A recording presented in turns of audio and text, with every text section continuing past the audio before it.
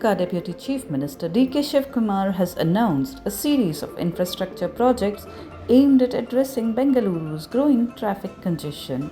The plan includes double-decker flyovers along new metro routes with costs shared equally between BBMP and BMRCL. Each kilometer of these flyovers is estimated to cost 120 crore rupees and a budget of 9,000 crore rupees has been allocated for the initiative. To further ease traffic flow, the government has earmarked 3,000 crore rupees for the construction of 300 km of buffer roads along stormwater drains. 2 tunnel routes have also been planned, a 17-kilometer stretch from east to west and a 23-kilometer stretch from north to south, with tenders for the first phase set to be issued soon.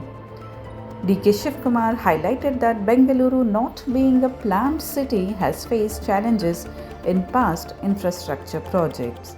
The earlier proposal by K.J. George to build a steel bridge on Bellary Road faced strong opposition, resulting in a 7-fold increase in the cost of tunnel roads today.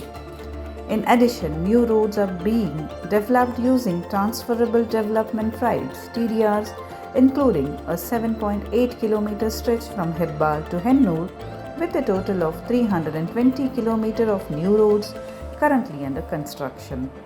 The government has also allocated 9,000 crore rupees for white topping 1,682 km of roads and secured a 2,000 crore rupees World Bank loan for stormwater drains, with 480 km of work already completed.